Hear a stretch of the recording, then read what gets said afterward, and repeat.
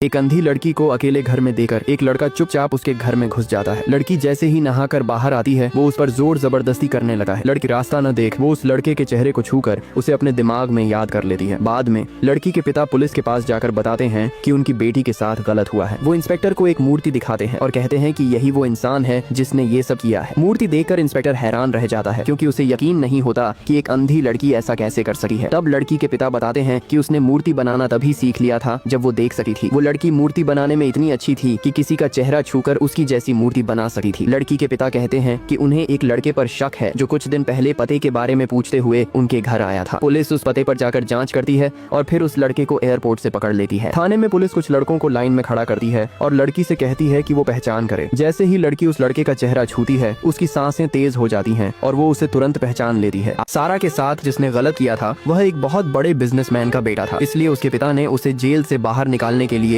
नामी वकील राजशेखर को नियुक्त किया। जब यह मामला कोर्ट में पहुंचता है तो रेपिस्ट माइकल को बड़ी आसानी से जमानत मिल जाती है क्योंकि सारा के वकील के पास ठोस सबूत नहीं होते। अब इंस्पेक्टर भी सारा के पिता से कहता है कि शायद उसे भी इस केस से हटाने की साजिश हो रही है। इसके बावजूद वह उनकी मदद करना जारी रखता है। इसके बाद मोहम्मद एक और अनुभवी वकील से मिलकर अपनी बेटी का केस लड़ने की गुजारिश करता है, लेकिन वह वकील किसी और केस का बहाना बनाकर मना कर देता है। जैसे ही मोहम्मद वहाँ से निकलने लगता है वकील का सहायक उसे बताता है कि कोई भी सीनियर वकील उसका केस नहीं लेगा क्योंकि राजशेखर ने सभी बड़े वकीलों से कह दिया है कि इस केस से दूर रहें। अपनी बेटी को इंसाफ दिलाने के लिए मोहम्मद हर तरह से कोशिश कर रहा था। राजशेखर की चाल के चलते कुछ बिके हुए वकील खुद मोहम्मद के पास आकर केस लड़ने की पेशकश करते हैं ताकि राजशेखर इस केस को आसानी से जीत सके। इसी बीच रास्ते में इंस्पेक्टर को अहाना नाम की एक लड़की मिलती है। वह उससे वकील विजय मोहन के बारे में पूछता है। फिर दोनों विजय के घर जाकर सारा के केस के बारे में बताते हैं, जहाँ पता चलता है कि विजय मोहन ने अब अदालत जाना ही छोड़ दिया है। जब विजय ने सारा का केस लड़ने से मना कर दिया तो सारा के पिता इंस्पेक्टर और अहाना से उसके बारे में डिटेल्स पूछते हैं। तब वे बताते हैं कि कई क्रिमिनल केसेस में सीनियर लॉयर्स भी उससे एडवाइस ले चुके हैं। मोहम्मद पूछता है कि अगर वो इतना केपेबल था तो उसने केस लड़ना क्यों छोड़ दिया। तब अहाना बताती है कि पहले विजय राजशेखर के ऑफिस में जूनियर लॉयर था और जल्दी ही वो ट्रायल कोर्ट्स में भी जाने लगा था। उसी दौरान राजशेखर की बेटी जो अपने पिता के ऑफिस में जूनियर बनकर आई थी विजय के करीब आ गई। कुछ ही समय में दोनों एक दूसरे से प्यार करने लगे, लेकिन विजय एक मिडिल क्लास फैमिली से था, इसलिए राजशेखर को ये रिश्ता पसंद नहीं आया। राजशेखर ने उसे कोर्ट के कुछ डॉक्यूमेंट्स में गड़बड़ी का इल्जाम लगाकर 5 साल के लिए सस्पेंड करवा दिया, जिसकी वजह से अहाना की भी नौकरी चली गई। बाद में राजशेखर ने अपनी बेटी की शादी सुप्रीम कोर्ट के एक लॉयर से कर दी। उस सस्पेंशन के बाद विजय को काम मिलना धीरे धीरे कम हो गया। अब जब उसे सारा के केस के बारे में पता चला तो उसने मना कर दिया क्योंकि वह लंबे समय से कोर्ट नहीं गया था। लेकिन जब अहाना उसे सारा से मिलवाने लेकर जाती है तो सारा के चेहरे पर थोड़ी सी उम्मीद नजर आती है। विजय के मना करने के बावजूद सारा हार नहीं मानती क्योंकि उसे अब भी भरोसा था कि कोई न कोई उसे जस्टिस जरूर दिलाएगा। और फिर सारा की हालत देखकर विजय आखिरकार उसका केस लड़ने के लिए तैयार हो जाता। सबसे पहले नौकरानी सीमा को बुलाया जाता है। सीमा कहती है कि सर और मैडम शादी में गए थे और मुझे भी बैंक जाना था, तो मैंने गेट लॉक किया और वहां चली गई। अब राजशेखर सीमा से क्रॉस एग्जामिनेशन के लिए आते हैं, जहां वो पूछते हैं बाहर वाले गेट की चाबी और किसके पास होती है, जिस पर सीमा कहती है कि दूसरी चाबी सर के पास है। फिर राजशेखर पूछते हैं तुम उस दिन बैंक क्यों गई थी। सीमा कहती है कि मुझे लोन लेना था। राजशेखर कहते हैं इसका मतलब मोहम्मद को अच्छी तरह पता था कि सारा घर पर अकेली होगी। वो सारा का बायोलॉजिकल फादर नहीं है तो मुमकिन है उसने मौके का फायदा उठाया हो और सारा के साथ वो गलत काम किया हो। अब विजय मोहन सारा की माँ को घर बुलाते हैं, जहाँ वो कहती हैं कि इस घटना से एक दिन पहले हम घर में डिस्कस कर रहे थे कि हमें शादी में जाना है और सीमा को बैंक, तो सारा घर पर अकेली कैसे रहेगी। तभी माइकल वहाँ अपने दोस्त विनोद का एड्रेस पूछने आता है और सारा को देखकर हमारी सारी बातें सुन लेता है। अब राजशेखर सारा की माँ से क्रॉस एग्जामिनेशन करते हैं, जहाँ वो कहते हैं मोहम्मद आपके दूसरे पति है ना। जब आपके पहले पति ने लोन के चलते सुसाइड कर लिया तब आपने एक शादीशुदा मोहम्मद से शादी कर ली सिर्फ पैसे के लिए, क्योंकि मोहम्मद एक अमीर आदमी था। ये सब करते हुए राजशेखर सारा की माँ को